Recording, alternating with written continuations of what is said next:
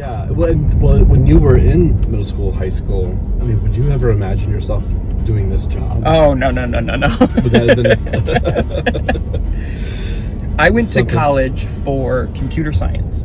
Oh. Right, so I spent the 4 years leading up to this job thinking, I'm going to graduate, and I'm going to get a tech job, and I'm going to sit at a computer and write code 8 hours a day, and that's going to be my life.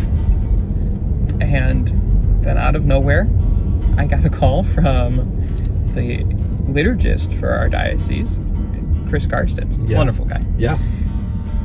And he's like, hey, we're looking for someone to be the MC for the bishop. Would you be interested? And I was like, well, one, I haven't served a mass in 5 years. And he's like, yeah, you're probably wondering how I even got your number. I was talking to the vocations director in Madison, because that's the diocese I grew up in. Okay. And I was considering joining the seminary a little bit at the end of high school, and so I knew the priest there.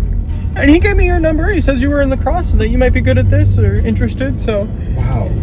So, going into my last semester, and I'm like, okay, I'm gonna graduate college, computer science, and there's nothing that really thrills me and excites me right now about getting a job to just sit and write code.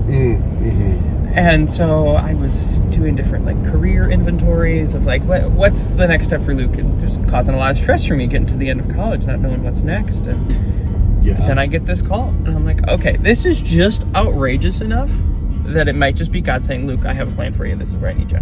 Yeah. And I'm like, so I'm so underqualified for this. And it sounds like you know your so stuff. Outrageous. And I was like, so it must just be God saying, Luke, this is where I need you. So I'm like, I'm just going to keep saying yes to each step. And if it's not where I'm supposed to be, Lord knows there are plenty of reasons for them to close the door and be like, yep, you're not qualified. Nope, we don't want you. Right. I was 22. I had never studied or learned a liturgy, none of that. So, but one thing after another, I kept saying yes, and it kept moving forward, and they offered me the job, and here you are. And here I am. So, and I've absolutely loved it. Never in a million years what I thought I would be doing, but it's been such a blessing. Both, there are a lot of joys in the job to be traveling with Bishop. Bishop's a wonderful, wonderful priest. Yes.